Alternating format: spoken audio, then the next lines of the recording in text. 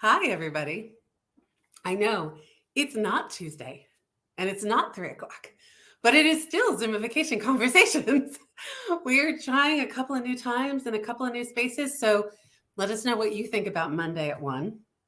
We're going to give it a shot and see how everybody feels. But what's really important about today is we're going to talk a lot about how everybody feels, but it's how you feel about opening up and letting people in. Last week, we talked with Arlene Washburn. She was a matchmaker, is a matchmaker, and a life coach. And we talked about how to be accessible, how to find people, how to let people into your sphere. But every time we would approach that, it would come down to you have to sort of let go of preconceived notions. You have to let go of everything that you thought was supposed to be. You have to let go. And that's what today is about. Today is about letting go, because nothing works if you're holding on to the past. How do you live in the future if you're letting the past influence you? And when I knew we were going to have that conversation, there wasn't anybody I wanted to talk to other than this woman. She is a friend of the conversation. She's been here before. Debbie Mann is a licensed trauma therapist and an amazing woman, co-owner of Page LLC, which is a great counseling service that deals with trauma and so many other things with people. And she's going to come and talk with us today. So you have heard enough about me and from me. Now let's bring Debbie in. Hi, Debbie. Hi, Jean. How are you today? I'm doing great. How are you today? I am good. Your light is better than mine today. Don't let anybody say anything about the photographer in the bad light, but I had to use my lights on a remote shoot and they're not here at the moment. So my clients are in good shape. That's the important part. So I don't know if you heard what I was talking about, but last week we had a matchmaker on and we were kind of talking about how to find people. But every time we would talk about this or that or where to go or what to do, it circled back to, and then you have to let go of those preconceived notions. Yeah. You have to let go of those fears. But that is so much easier said than done, right? I agree. That must have been a fun conversation. I'm going to have to go back and listen to that one. You do. It was, and Arlene's wonderful. You'd love her. But she works with a lot of divorced people too. So she's really dealing with that whole trauma cycle, right? Mm-hmm. But yes. If you could kind of talk a little bit about, and I know it's a really broad topic, so it's hard to do, but a little bit about some of the things that put roadblocks in the way of making connections. And we said this before, we're kind of in February, it's Heart Month, but it really is any access to your heart, whether it's a friend or, someone that you need to pair up with for business, letting people in is difficult. Yeah, I agree. Well, I mean, it is for many people, right? So I think that one of the things we don't consider is that a lot of us have habits and relationships that were created before we could even speak. And I think what a lot of people fail to understand sometimes is that these habits are created based on biology and based on how our brain develops as little kids. So we always tell people that the most critical time for brain development is in utero and first year of life. Because whatever happens that first year or in utero sets the tone for how things will move forward. And part of that is because the brain is developing so fast and so quickly. There's all these what we call synapses, which are connections firing out. So whatever our connections are, so for example, if there was music playing in the background, but then somebody was yelling, the connection to music might be fear and danger. Or if, there was a connection to relationships and the baby had, I cry, parent responds, I cry, parent responds. Then we learn that connections are predictable, they're safe, they're comforting. So that first year is really critical. And then brain development kind of slows down. And then we talk about 5 years being the marker where, those first 5 years really important. And then again at 10 years. And then we, progressively our brain development slows down until about age 24 or so, 25. So these things that happen to us, not that we can't change how we think about relationships or change how we interact with people, but the more time that goes on, the more consistency, the more patterns we create, the more difficult it is to change. And the older we are, the more difficult it is to change, because at my age, my brain is going slow when I try to make changes. So we really, I hear parents say like, oh, I didn't think they were old enough for therapy. And I said, oh, the earlier the better, get them in. Like I can help that brain so much easier when they're younger, It seems so difficult to believe that in utero, there's like stuff going on. I mean, I know I did the whole baby Einstein thing. I did, music on the belly. I did the whole thing. Yeah. But to think that you are really creating connections between things based on what's going on in your world is crazy. And that's the wrong word, but it's amazing to me. Right? Maybe it could be crazy, maybe it could be amazing. It just depends on what it is, right? Yeah, listen, so what the mother's going through during that critical time when the baby's developing is really important. You think about, for example, domestic violence relationships. The baby's in utero, what are the chemicals that are being put off? Is it fear, danger? What's happening there, and what's the stress level of the mother or the father, but the mother carrying the baby is really important. And then actually in the home too. So, we talk about that good enough parenting, which is baby cries, parent responds. None of us did it 100%. I definitely didn't do it 100% of the time, but you want the pattern to be, you want to create that pattern. So the more consistency, the stronger the pattern. I think about like a string as the connection. And then the more we create it, it's like more like a rope. So we want a strong connection. So, when you live with stress, substance abuse, domestic violence, financial stressors, whatever it is, sometimes the ability to respond in a consistent way gets interrupted because so many other big things are in the way. So how does that show up for people later in life? Yeah, so that's what's really interesting, because when I have a couple come in or I have somebody come in that, everybody, when they start with like everybody and always, I kind of think to myself, well, what's going on for this individual, right? So it's recognizing our own patterns in relationships.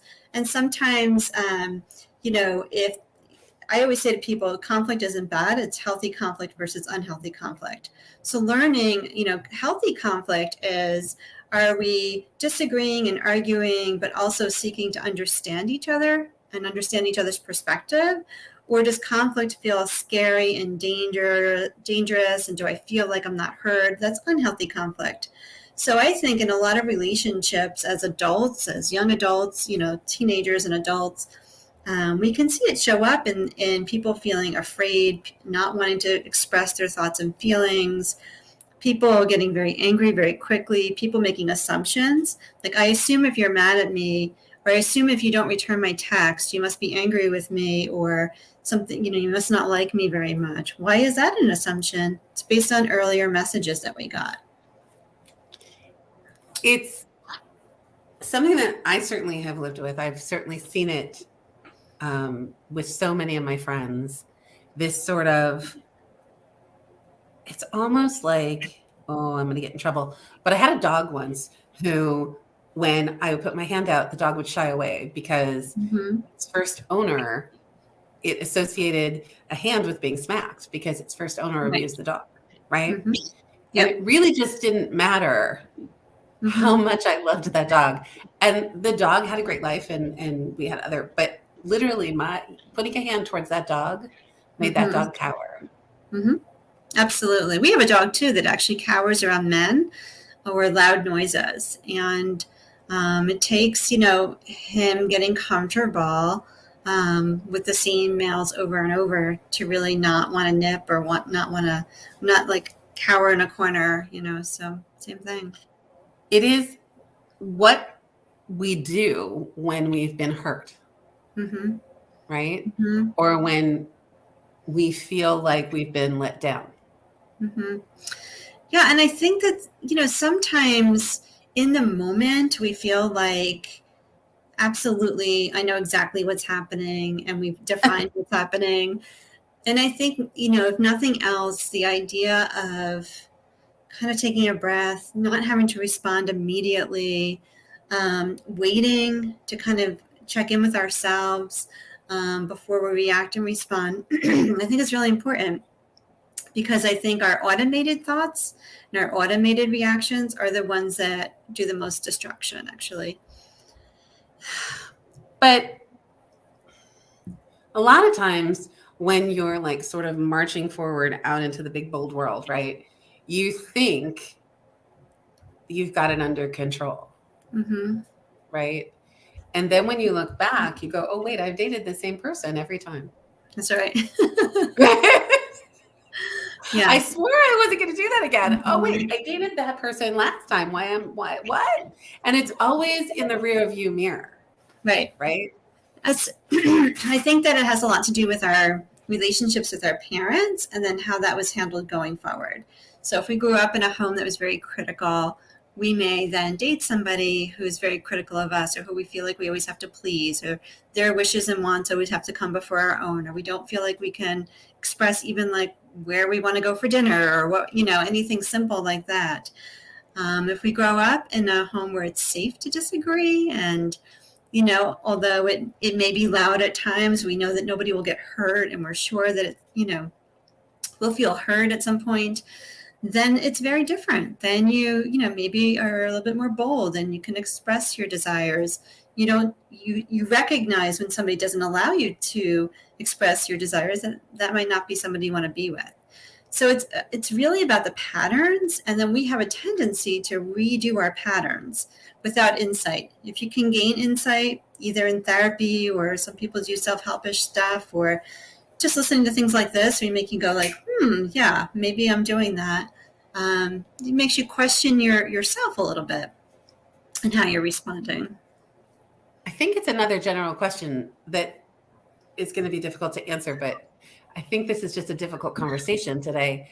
Are there signs that you can look for? I think, I think it's really internal, right? So I think it's checking in with yourself.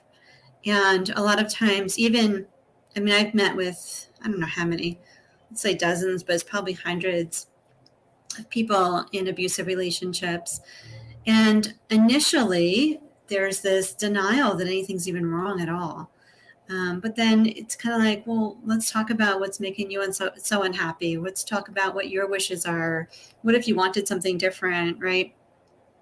So I think it's really it's really looking internally at how you're thinking, how you're feeling, and also being a little bit analytical about what your early experiences were, which some people just like to push away and not deal with.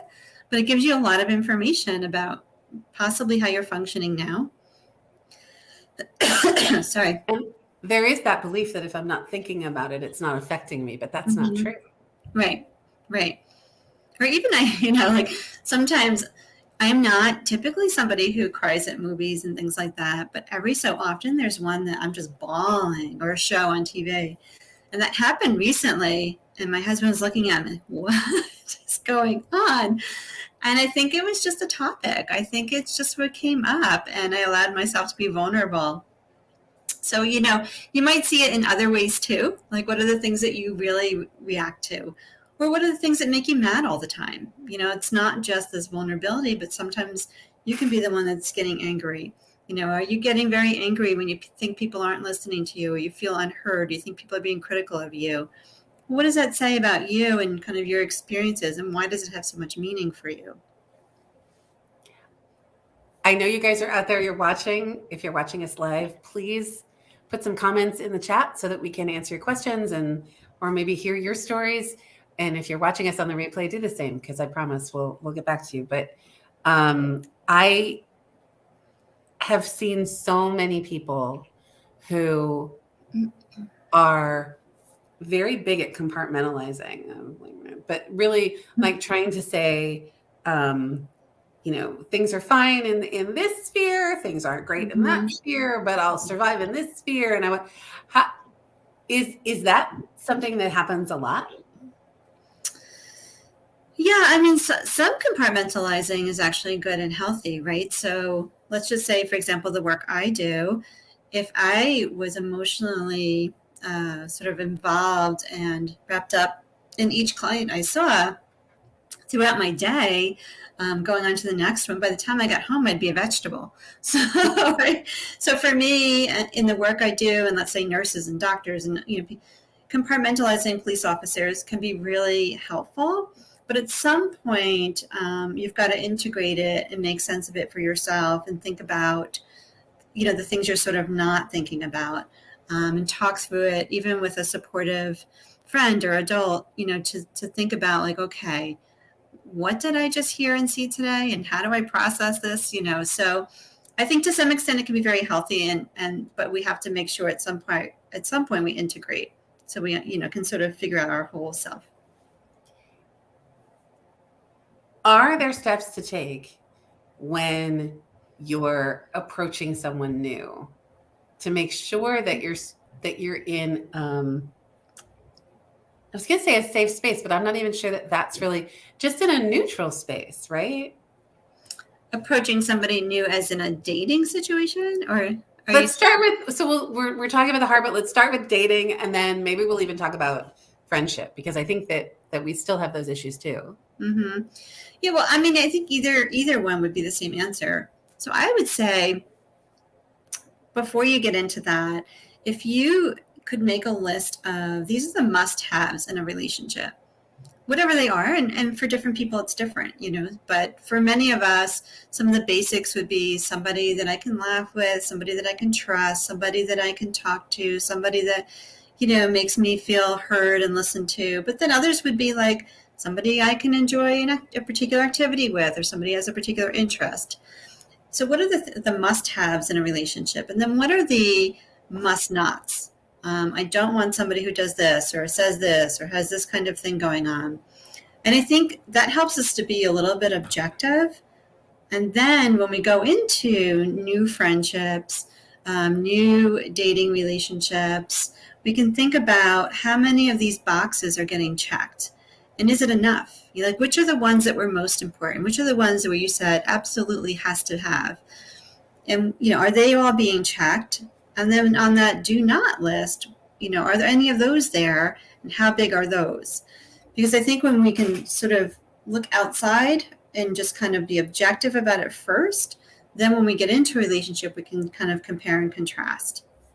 And it's very hard once you're in a relationship. We start saying, yeah, well, but this is part of it, or this is why they do what they do. And we kind of, in many ways, rescue and save people in really unhealthy relationships. When you were talking about that, I love the idea of the list, but is it easy to create an honest list? Because there's so many external forces telling us what we're supposed to want. Mm-hmm. How do we make sure that we're creating a list that's really true to us, or if we're creating a list that's what we think we need? Mm-hmm. I'm not sure it's so different. I mean, I think that our list could change over time, as we change over time. I do this activity a lot with teenagers, especially teens who I think are repetitively getting into either abusive or just unhealthy relationships. And there's always this aha moment. And I'll say, like, let's not talk about your relationship. Let's just talk about, like, in a perfect relationship or ideal relationship, what would be true? What would be true in a relationship that you would say, like, this is what I'd really want? And then we bring it back to their relationship and how many of these things are true for you. And it's kind of like but I love this person. What do you love about them? This is your list and nothing's on it. Nothing compares. So yeah, I mean, I see your point about being genuine, but I think at least starting somewhere, even if people are just writing like sort of the ideal, at least it gives you a framework. So if something is very much off, you can kind of compare and see that. So you're in that relationship, and I think a lot of us, when you look out into the world, the thought of just having any relationship Right. seems better than not having a relationship at all. What would you say to that? It's very true that the fear of the known is less fearful than the fear of the unknown. And for people that are in, especially like long-term relationships, marriages, where there's a lot of other stuff wrapped up, like finances and kids and businesses and whatever else, I think it can be a very tricky decision. And sometimes then it's finding yourself within the relationship. Like, what are the new boundaries that you can begin to set in this relationship? If you're feeling like we're not just going to bail on it, right? It's much more complicated than that. So what are you going to do for yourself? And if your needs are not getting met, where else can you get those needs met? So do you have supports that can help you be, with your companionship, be a good listener, be, these things that you have on your list? You may not check all of the boxes, but can you find what you need in other relationships? And, sometimes that's even been true of like teens with parents. And sometimes it's true with married couples. Okay, so, your spouse can't be your confidant. Well, let's see if we can develop a support system around you, that you have people that you can confide in and support you and that kind of thing. How many times do we assume that the person we're trying to connect with is supposed to be the person that makes us happy? Well, I always say you can't rely on somebody else for your happiness, right? So, yeah, I think we do, right? So I think, especially if we're in, let's say a dating or marriage type relationship, I often hear people say, that this person doesn't make me happy anymore. I fell out of love. What these sort of phrases that are out there, and what does that even mean, and what does that look like? So I think, to your point, I think we really have to do our own work on ourselves. If you're looking to your significant other to make you feel good about yourself, then you're not doing the work on yourself. If you're looking to your significant other to provide comfort, and that's not where you're going to get it, then where else can you get it, and how can you do that for yourself? So we have to do our own work on ourselves, which is sort of an ongoing project. I'm sure my husband would say I'm an ongoing project. But, at the same time, it's sort of, looking at yourself and then kind of looking to the other person to see how they can complement you and what your goals are. So every relationship is DIY, is what you're telling me. We're all living it. Well, we're all evolving. So I think it's continuous. For myself, I was like very much, a rescuer, caretaker person for a lot of years. And then I found myself just being really tired. And, I do this work, right? I'm a therapist, but then it would be like almost every friend I had was in some sort of crisis. And I said, oh my goodness, like it was just drawn to me. And Rob and I will say to each other, like, who wore their sign today? Because we'll be in an airport and somebody will come up and start disclosing horrendous things to us. We're like, who put the sign on today? But at some point, I really had to evaluate that and say, okay, I need people that are supportive of me too. I need like people that I can just go and be silly with and not have to talk about the next worst thing that happened this week. So really started to create some balance about how I spend my time and who I spend my time with, and all really great people, but at the same time, I have to really take care of myself and feel good about myself in other ways other than just being a caretaker. What's the damage about having a life that's a soap opera? Wait, what? What did you just say? Drama. What's the damage that happens when your life is all drama? Because I love that you said what you said, because you have this like wonderful, open, amazing ability to put people at ease. And I am sure every drama, like every person who's living a drama is so drawn to like sort of spell that drama out to you. I just can see it. I can see people going, I need to go tell her my story. But so many people live in this whirlwind of drama, right? Mhm. Like, So, yeah, I mean, sometimes that's the work I'm doing with people to help them to realize that that's what they're doing. And I think, when we grow up with chaos, sometimes we replicate that, and sometimes in healthy ways, like people who take ER jobs, for example, love that adrenaline rush. What's the next thing coming in, right? I did that for a long time. I did work in an ER for a number of years, but then also doing like hotline calls, and we were on the trauma tip team where, terrible things would happen and we would rush out to the location and debrief everybody. So, I think that we can sort of keep that pattern going. And if you grow up in chaos, if you grow up in, lots of people around yelling, screaming, violence, whatever the chaos was, and the, brain chemistry didn't get a chance to kind of come down and relax and learn to, sort of be comfortable with quiet, then, you almost need that to kind of feel okay, because that's what your experience has always been. For me, it takes a lot of practice and work not to work. So if Rob's working, I feel like I should be working, when really I could be on the couch reading a book or doing whatever I want to do.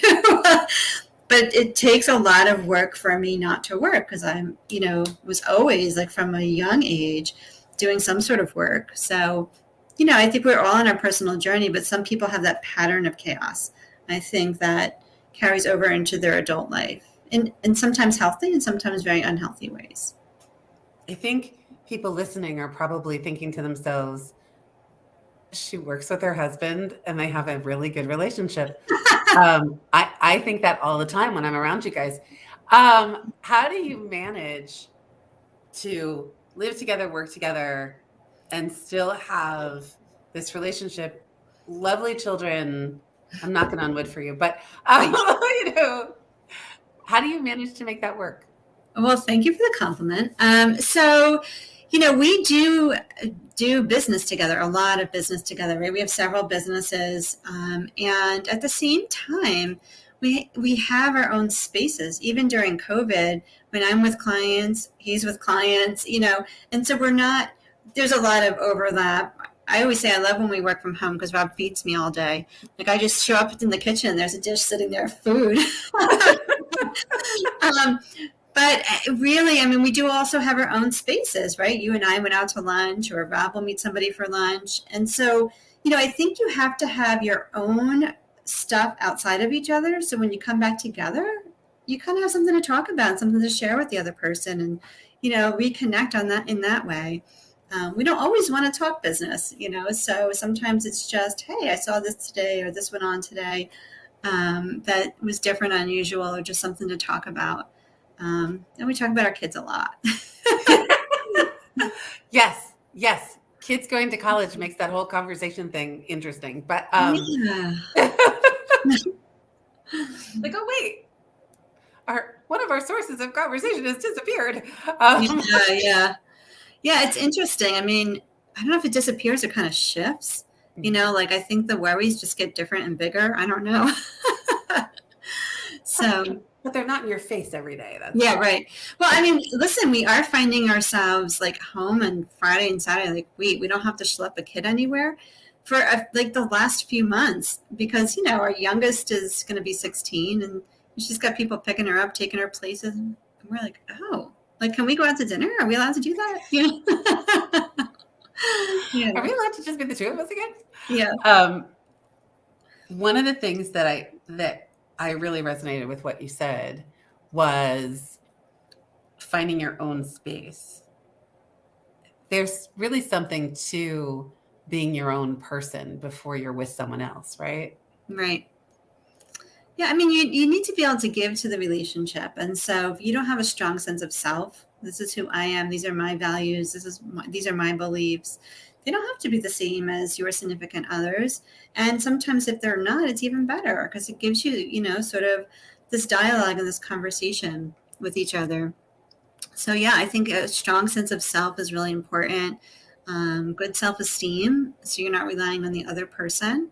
I can make a decision for our company, and we may disagree about the decision, but I can express where I was coming from, what my thought process was, or he can do the same. And I think that's really important in relationships. It also, I think, comes down to respect, and it's not even respecting the other person, right? It starts with respecting yourself. Yeah.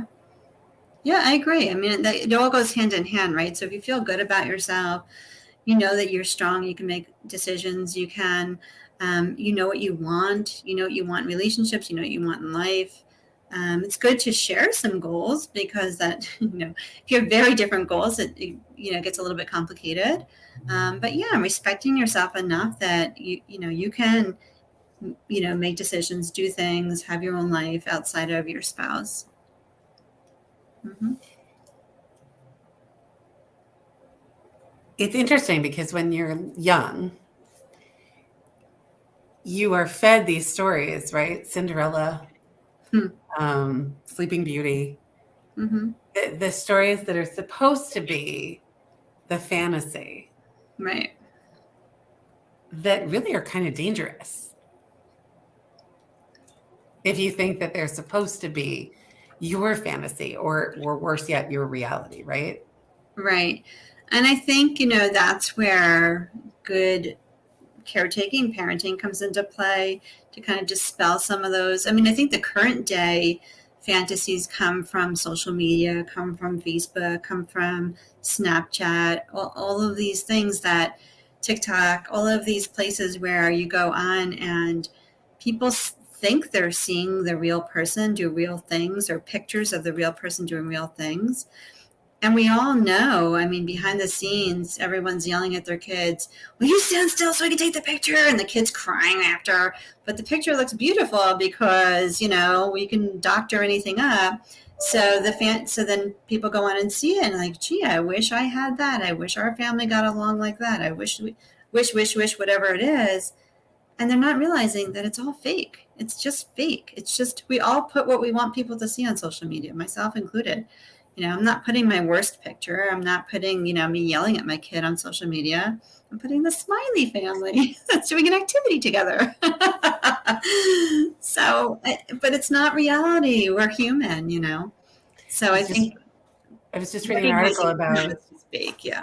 Social influencer couple who took everybody on this cross-country trip with them, and they think he killed her. Like everybody's like, oh, they love each other. They're having this really adventurous trip. But it really was the part that they wanted people to see. Mm-hmm. Right. And that's what we all do. I mean, that's a great example of that story, because you look at the pictures and it looks amazing and like so fun, and this young couple doing their thing. And, it's just what they wanted everybody to see. But we all do that. I mean, there's nothing wrong with that. But just, I think when we're talking to young people, it's really important for them to know that that's not the reality. It's not the reality of the situation, And as you're trying to get past it, there's another piece to that, right? Which is it has to be okay not to be perfect. Mm-hmm. Absolutely. Right. Because if things are breaking down, if you're in danger or are being hurt or need help, you have to be able to reach out for it. Right. Right. Yep. Yeah. If the perception is that it's not supposed to be like this, or it has to be a secret, then people are less likely to reach out for help, for sure. Do you see from the global community more empathy, more support for people who are coming out and saying, I'm in pain, this hurts? In terms of like domestic violence, you're saying, or just, because I know, granted, I'm aging myself, but I people saying, you're in a relationship, you have a roof over your head, you should be happy. I kind of feel like that's changing. But I still think there are people out there that believe that's true. Yeah, I mean, listen, I think that there's more acknowledgement of mental health, and it really, I think, depends on the area where you are. In some areas, getting mental health treatment is very trendy, and in other areas, it's still very taboo. But I think that when you're in a dangerous dynamic, because of the nature of the dynamic, let's say domestic violence, it's very hard to get somebody to one, recognize that there's an issue, and two, get themselves to the point of leaving. Because part of that is really like this dependence that gets created. And, there are a lot of tricky nuances to leaving a relationship like that. So, yeah, I think globally, maybe we're acknowledging things more, but it's still difficult. And you've probably wandered into that relationship because in some way you saw that in your past. Mm-hmm.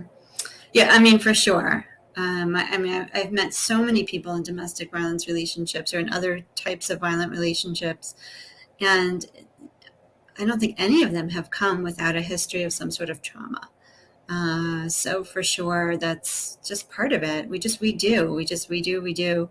Until we can recognize it, then we can think about changing it.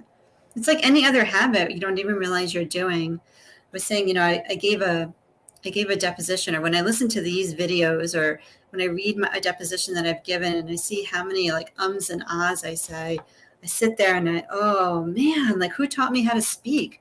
But I don't break the pattern. I just get into the conversation. It must just be how I speak.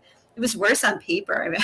Reading a deposition, because they write down every and ah you said. I said, oh man. But it's just, I don't even know that I'm trying that hard to break the pattern. Some people like you will ask me to come talk. I'll come talk. I'm not going to think. If I think too much about that, I won't think about what you're actually asking me. But we all get into patterns, and relationships are just patterns. So until we really take a stand that we're going to change something, it's not going to change. I'm still going to and ah everything. Well, some patterns are supportive. What's that? Some patterns are supportive. Patterns aren't yeah. wrong. Yeah, absolutely. And that's when you see people not tolerating, abuse, or people being more tolerant of other people's feelings and relationships. If your pattern is, if your early life experience was support, love, kindness, then that's what you look for in a relationship. And then you become intolerant of mistreatment and that kind of thing. So you've made this list. You've realized that there's something you want that's bigger than what you have, or that's bigger than what you thought you were looking for, or just a better definition of what it is that you want. Mm-hmm. But you need to get past the past. Are there steps you can take to sort of start doing that? Yeah, first is acknowledging and recognizing what that is, right? So if I don't feel good about myself and I'm looking to my spouse to make me feel good about myself, then why is that the case for me? Why is he responsible for that? What's going on for me that I can't manage that? Of course, as a therapist, I'm going to say therapy, but I think truly in therapy, we can begin to look at those patterns, but therapy is not the only answer. If you can begin to be very reflective about your early life experiences, you can start to see your own patterns. Essentially, that's part of what we do in therapy, is looking at those patterns, right? So, and then it's, how do I break it? What do I want, and how do I get out of that pattern? So then it's being very hyper-focused on how you're functioning in a relationship. So when you start new relationships, like a friend, an acquaintance, romance, whatever, thinking about how you're functioning. So, sometimes I'll say to clients, like, okay, so you have a new coworker. Let's use that person for practice, and let's practice how you want it to look. Or you have a new friend from whatever you're doing. Let's use that person, that relationship, to practice a healthy relationship. Like, practice expressing your thoughts and your feelings. Practice kind of telling them what you want. When they order lunch at work, tell them what you're in the mood for, not just, oh, I'll have what everyone else is having. Those kinds of things. Like, it's a proactive, not a passive process. So being proactive about thinking about how you as a person are functioning in a relationship. Because relationships are two people, and you bring you. And no matter where you go, you're always going to bring you. So you have to make sure that you are functioning in a healthy way. And that is where therapy, I'm going to jump on the bandwagon for you. I think that is where therapy becomes so important, because a lot of times we want to go to our friends, but our friends have their own baggage and they're on your side, right? So, and may not think about it the same way, right? Like if I'm sitting with a friend chatting, I may ask questions or just, just to have the conversation. But if I'm sitting with a client, then I'm asking different kinds of questions and asking things in a different way. Not that I have two heads, and I'm sure it's not mutually exclusive, but I'm really not trying to be a therapist if I'm just chatting with a friend. So it's different. Right, because probably friends probably don't necessarily want to. Right. Are you psychoanalyzing me again? No, that right. Yeah. I just wanted to have nachos with you. Don't psychoanalyze. No. But I think sometimes that becomes such a danger zone when you look outside yourself. Are you looking outside yourself for an objective review, or are you looking outside yourself for someone to say, yeah, you're right? And I think when you get to therapy is you have to find a therapist that you connect with and that you can trust, but that's an objective review as opposed to someone trying to make you feel better. Right. Therapy can make you feel really bad at first. Therapy's hard. Hard work, but it's not easy, man. At the end of it, it can be really helpful. And breaking patterns that, let's be really honest, we hold on to those patterns because they do something for us. They feed something in us. Right. So to try to break them, we use the word break because it's a violent act, right? You're doing something that you're trying to sever. You're trying to make something go away. Right. Although I think when we're talking about relationships, it's more of a gradual process because we're evolving as people and trying to take on new identities, that we want. So I don't think it's typically a clean break. I think yes, it happens, right? There's danger or something, you get out. But I think often it's sort of this evolution of, I'm going to try to do things differently, try to set new limits, try to create new patterns. And if you can do that consistently enough, then that's the connection in your brain. The way the synapses work, it's use it or lose it mentality. So you either keep redoing it to reinforce it, but if you don't, it dies off and goes away. So if you let go of old habits, eventually that synapse, that connection won't be there. And the new connection will be there. So that's what we're hoping to create in therapist offices too. I do have a permanent conduit for chocolate. So if you want that habit is that synapse, that's fine. I do not believe that I will ever break that connection. But I love this conversation. I really think so many people approach every relationship as if it's going to be their last relationship. Yes. Right? So they speak of it as something brand new, but they treat it like the ones they've had before. Right. I have a cat that walks into every room, even if it's a room that they were just in 10 seconds ago, like there's landmines on the ground, right? And I think as people, we do that. We're like, I had someone lie to me. People are always lying to me, so I'm sure you're going to lie to me, right? We're just so sure that what we've known is what we're going to have. Even with things like social anxiety, what have been the experiences in the past that have created this idea that it's dangerous to engage with people? Another example of a way that it kind of shows itself. But we're not Kimmy Schmidt either. So it's not like we can just stumble into the world. There's a balance, right? So finding that balance of pop culture reference, there we go. But finding that balance of self-care, right? But being open enough to experience things, right? Right. Yeah. And it's taking risks, right? So when you've had the experience in the past to take a risk, what has happened? Has it been safe? Has it been scary? Were you, beat up, picked on, whatever it is? Or was it a mix? For a lot of us, it's a mix, right? We take a risk, whether it's in a relationship, in business. Sometimes it works out, sometimes it doesn't. But at the end of the day, overall, is it working out for us? When we take a little bit of a risk, reach out to somebody. I was talking to Jim Sandler recently, and he was giving us some business advice. And he said, "Well, how are you calling your referrals back?" I'm like, "Jim, I don't have. I email. They email me. I email them back." And he said, "Well, that you should be calling them." Like, all right. So it's just changing how you do stuff and being willing. And I begrudgingly started spending my time making a lot of phone calls, cursing Jim out the whole way. But, everybody curses Jim out, though. But it's and just yes, Jim, when you watch this, I adore you. I adore you. But man, the assumption is what I'm doing is what I should be doing, and that's not a safe assumption.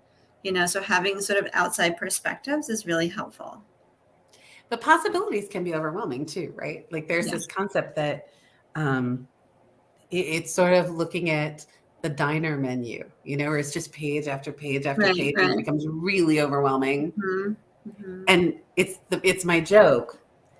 If I see something like that and I see Cobb salad, I always order Cobb salad. Mm-hmm. Right? Yeah. It's like, it doesn't matter. It's like Cobb salad. Mm-hmm. I know what that is. And that's right. Well, I mean, your point's valid, right? It's like, that's safe. I know what that is. But a lot of times the page after page after page, it's like all the things we've seen before. It's just we keep seeing the same things. And why doesn't anybody? Why doesn't it work out? Everybody says this, And it's kind of like, well, then I'll just go for the safety. Maybe I won't go out. Or maybe I'll just say hi to one person. Or, whatever the safety is in the Cobb salad analogy. But I think our inclination is path of least resistance. So if we can feel safe a little bit, we'll do it. Sometimes taking a risk helps. But if you stay on the path, you never see the overlook, right? Right. And that's why people stay in relationships that aren't healthy. It's just kind of like, well, this is the known. This is what I know. And unhealthy looks like a lot of different things. Unhealthy doesn't mean that you're being physically abused. Mental abuse is something different. Mm-hmm. Just being unsatisfied in a relationship, especially a new relationship.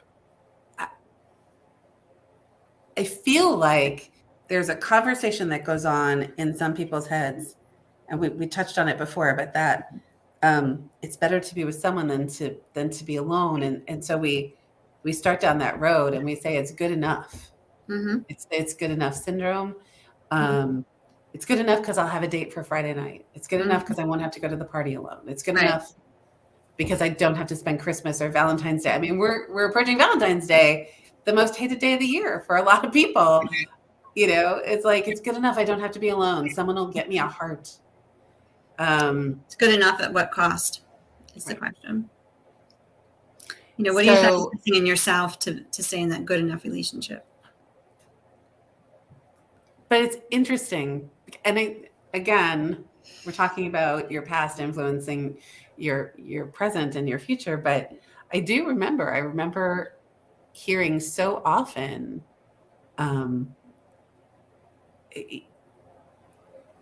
he's nice. What's wrong? It's like, but I don't feel good about it.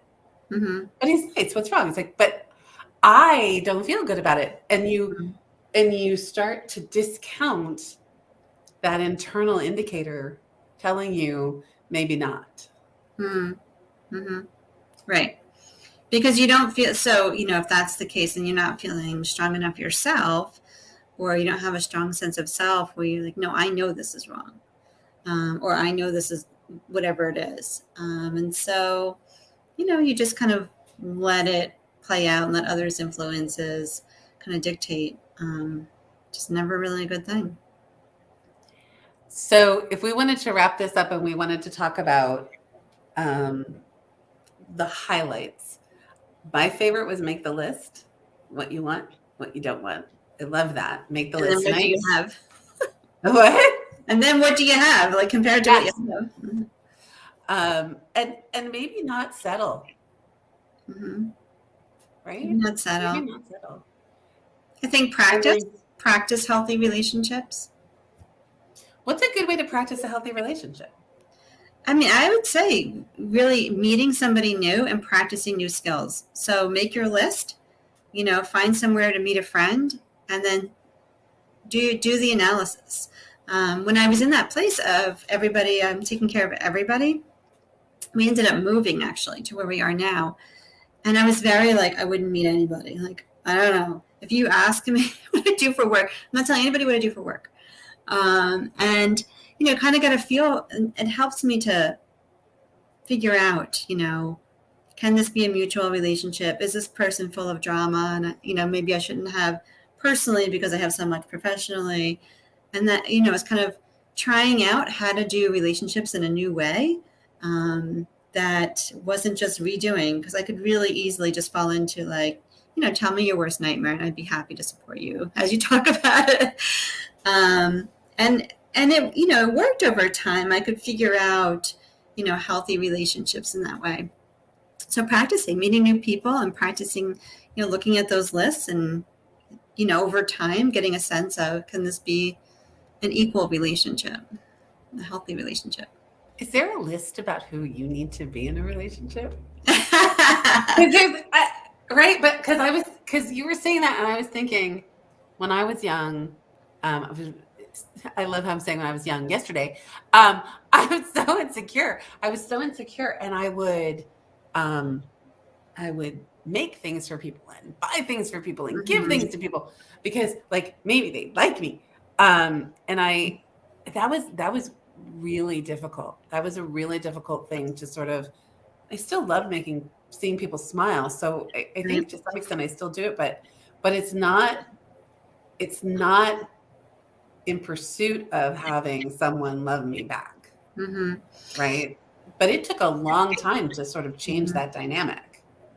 If you asked my kids, what was the one thing mom said growing up that we were sick of hearing, they would likely say it's all about balance. Because of what you're saying, I think it's fantastic that you do that for people. But is there balance in it? Is it give and take in these relationships? How much of yourself are you giving? Is it causing you stress to get all of these things put together to give other people? Or is there balance? With my kids, I always talk about that in relationships. I always talk about it in life. You're going to study all weekend. Well, you have to have some balance. You cannot, you need to socialize. You need to do things around the house. There's got to be some balance in life. So I think that probably is a really important thing to think about as we think about relationships. Are you giving and getting, or just giving or just getting? When you're sad, are they helping you? When they're sad, are they help, is there balance in this? Yeah. I love that. I want to show everybody. Oh, hold on. Where are we? Oh, like these people are making me crazy. Hold on. I want to show everybody your information. So give me 1 second here. So if you want to get a hold of Debbie, you can check out turnthepagellc.com. They're also on Facebook, Turn the Page. And it really is so life affirming, I think, to find someone who can be your objective listener, who can give you that room to air those things that you're concerned about, or that maybe you don't really want to tell anybody else, and have them respond in a really objective way, can really shift who you are and how you move through life.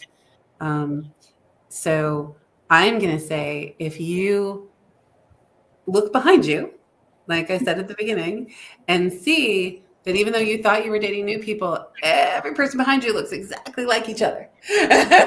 And I don't mean they all have, brown hair and brown eyes. It's they acted the same way. They treated you the same way. You treated them the same way. You lived the same existence with each human, and it wasn't fulfilling. It's probably time to figure out why and break that cycle. Agreed. Agreed. I knew you would. So we're rolling up to the end of the hour. Is there a last thought? No, I think knowing who you are and what you want is probably the most valuable thing in a relationship. And being true to that, not giving that up, I agree. It can be really, really hard. Yes. Yeah, I mean, so it sounds kind of cliche, but really figuring that out first, even if it means being single or being without a friend for a period of time, you'll be a better friend in the relationship, and you'll expect better from other people if you know what you want. There's something to having to be in your own company, to be by yourself and be in your own company, Right. where there's nothing other than you, right, to fulfill you. right. Mm-hmm. Then you sort of like can say, wait, that's what makes me happy. Right. It was another pop culture reference. So there's a movie, Runaway Bride. I don't know if you've ever seen it. And every boyfriend, she likes what they like. So Yeah. there's the thing where she's challenged, to order eggs, because every boyfriend she's had, her favorite breakfast was always that boyfriend's breakfast. And so she literally does this experiment where she tries every kind of egg to figure out what her favorite egg is, not what theirs are, but what hers is, which I think sometimes we have to do, right? What's my favorite thing? Like, I know this is what they liked. What really feeds me? Yep. I agree. It's a good example. All right, my love, thank you so much for coming and playing with me today. Absolutely. Anytime. For everybody who is watching us live, I love you. And for everybody who's in your jammies with your glass of wine watching us on the replay, I'm with you too. So if you have any questions for Debbie, that is how you reach her. She is amazing and totally one of the loveliest people I know. Thank you so much. Thanks, Jean. I love having you as a friend. Thank you. Rob isn't so bad either, but like I tell him, I love you more. Just a little bit. He told me I'm wrong, but you don't have to listen. So, everybody, we are going to be back at this time on this day next week. So it'll be Monday at 1:00. We're going to try it again, and we're going to see how it goes. And I really do want to hear from y'all about what you think of the time. And have a great week. See you next week. Stay warm if you're where we are and it's cold. Stay warm. And we'll see you soon. Bye, everybody. Bye.